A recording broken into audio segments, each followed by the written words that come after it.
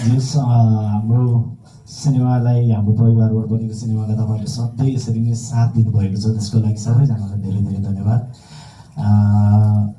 Teaser तपाईँहरूले हेरिहाल्नुभयो। अब if हाम्रो सलोमा युट्युब च्यानलबाट नै हामीले यसलाई अपलोड गरेका छौँ अनि आशा छ त्यहाँबाट तपाईँहरूले त्यसले पनि अझै ग्रो गर्नलाई हेल्प पनि गरिदिनुहुन्छ होला भनेर हामीले आशा पनि राखेका छौँ।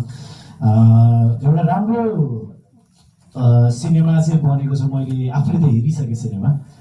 सो अकर्डिङ टु द्याट त्यो चाहिँ मलाई चाहिँ एकदमै मलाई चाहिँ पर्सनली एकदमै राम्रो पनि लागेको छ सिनेमा। एउटा अभियसली मेरो बहिनीले जब उता अस्ट्रेलिया गयो त्यस पछाडि कतिवटा चिजहरू सायद यो मुभी हेरे पछाडि चाहिँ मलाई मेरो बहिनीलाई पनि यस्तै भयो होला, गाह्रो भयो होला, यो प्रब्लम्सहरू आयो होला, यो चिजहरू मैले पनि कति धेरै रिलेट गरेँ। जुन चाहिँ हामी सबैको परिवारमा, हामी सबैको वरपरमा कोही न कोही पक्कै पनि बाहिर हुनुहुन्छ नि।